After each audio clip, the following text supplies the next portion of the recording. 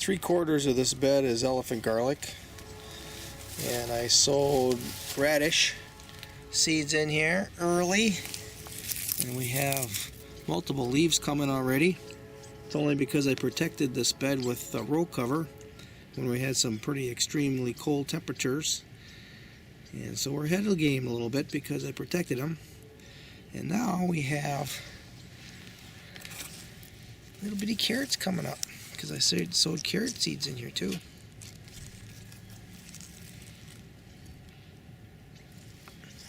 Looks like a little group of them fell together there, and there's a single one right there. There's a couple more there. Right on the lip of that little hole there that a squirrel dug.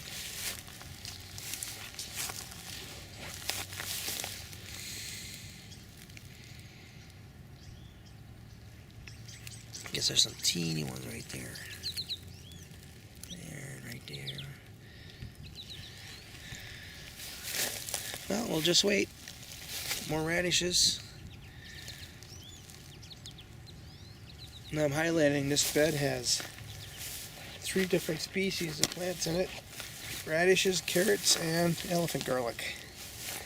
I'm expecting the elephant garlic to obviously dominate, no problem.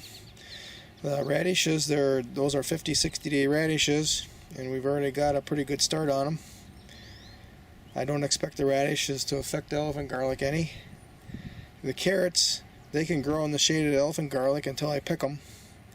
And when I pull the elephant garlics out of the ground, then the carrots are going to go. That's what I expect. We'll see what happens.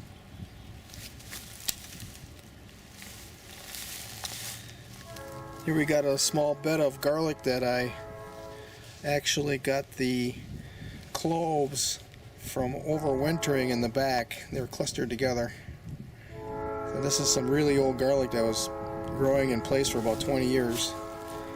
So I want to see how it responds to its own little spot. And we have potato onions coming up pretty good. There's 69 of them in this little short space of bed. It's like, I don't know, 2.5 feet wide by 8 feet long. So I really got them clustered in here. I'm going to be adding some compost as soon as all of them are up. And then in the center I have some, these used to be, last year were circle beds, and in the center of a circle bed I would bury kitchen scraps. And I'm going to do that here too, but before I start burying kitchen scraps, I'm growing a little crop of radishes first. After I pull the radishes, then I'll start using the circle again to bury kitchen discards. I'm going to attract worms into this area. Although I haven't planted them yet, I'm also going to put a few salsify seeds in amongst this. So as I harvest the potato onions, then the salsify will take over. This is really interesting. This half of the bed I planted it real early, and it had to go through that cold temperatures, and they're barely coming up. And then these I planted late, and they're just popping out of the ground like crazy. Huh. So that's a way to either slow it down or speed it up. I've got some more garlic coming up here. This is a garlic that I bought at the farmer's market. It's really huge stuff. It's got a weird seed to it. Doesn't look like it all came up yet. There's supposed to be 1 or 2 coming up right in this area here. I don't see nothing there. There's a real little one here. Here's our little one here. So right now there's 1, 2, 3, 4, 5, 6, 7, 8, 9.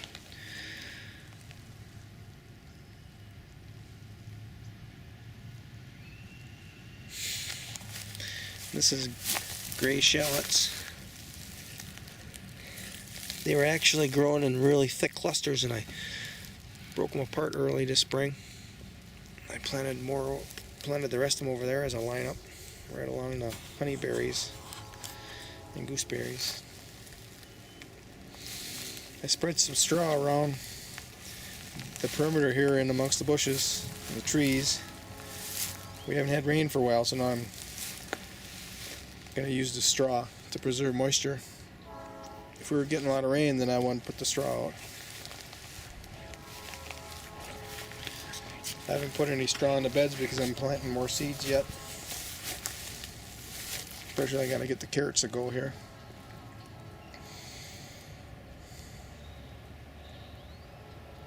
So it looks pretty good. This is main crop garden number 4. And highlight some of the stuff around the edges. We've got the stinging nettle coming up. I've been making nettle tea. I'm going to make nettle tea every day. I'm going to try to remember to make some every day and drink it because it's highly nutritious. And down here we have 7 kohlrabies growing. Most of them are going to harvest them as soon as they get to be the size of a hardball. These are the type that can grow to 12.5 pounds, so we'll leave one here for sure to grow to its largest potential, but maybe I'll leave 2. We'll see how bad the slugs are this year. I don't think the slugs are going to be bad with this dry weather. Alright, there's an aronia plant right in the front of me. Oh, it's going to blossom for the first time this year. I got a fruit tree in there and I don't remember what it is. And amongst that stinging nettle. It's been growing in the deep shade, so it's been growing very slow. It's like 3 or 4 years old now. That's okay. And gooseberries.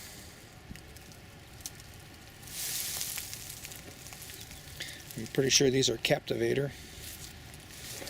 This is a honeyberry plant, and it's blossoming now. Pretty sure this is a berry blue. There's some garlic down here right on the edge of the row. These are captivator gooseberries that I'm propagating for placement somewhere else. More honeyberries. I think one is Cinderella and one is Borealis. Hopefully there's 2 Cinderellas in here. Those are the sweeter ones. Well, they're not really sweet either, but sweeter. Here's a skirret hiding in here. This is going to be 2 seasons old if I let it grow this summer, and I think I'm going to let it grow this summer and see what kind of roots we get if they're 2 years old, because I've been trying to harvest them either in the spring or in the fall so that they're only 1 season old. So, you know, if I don't harvest one in the fall, I harvest it in the spring. Get the roots off, divide the slips, and replant them. I'm going to let this one go, I think, for a second season. See if the roots are bigger, if they're tougher, or what. I don't know. And I got some skirret growing here. This is from seed, from this plant. I'll let those grow out too. There's a lovage. And over there, hidden under the straw, some horseradish. I got a couple apple trees growing in here. This one's just starting. I think this one's a Lodi. I'm trying not to plant apple trees together or the same species together, but here this is an early planting, so I got 2 apples together. This is a pristine. Here's a plum tree. And here's some green growth, so it's coming. Black raspberries in the corner. This is June berries. Another June berry in here. Well, this one's a slower one. Them ramps growing in here.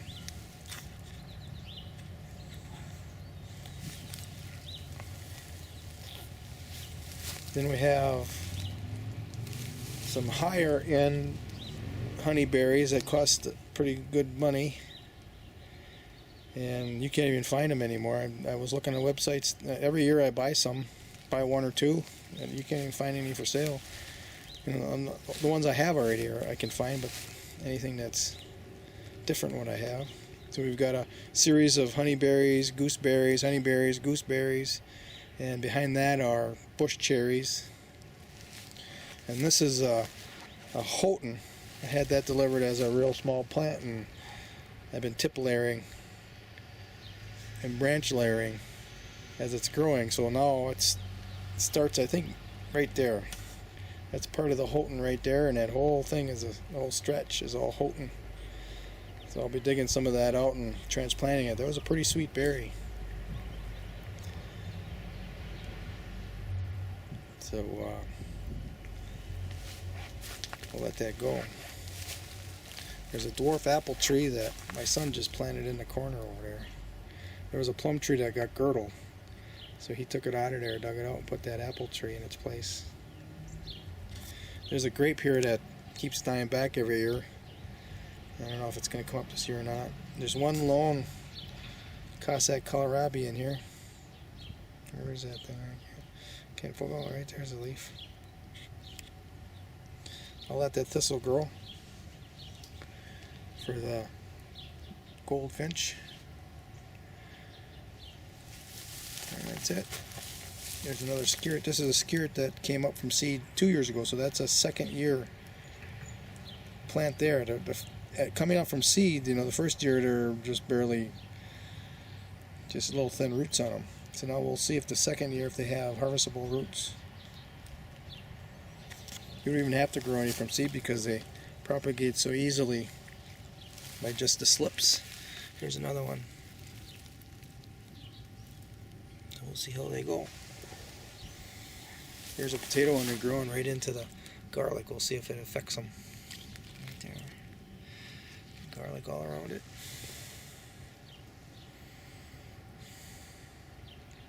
Lots going on in here.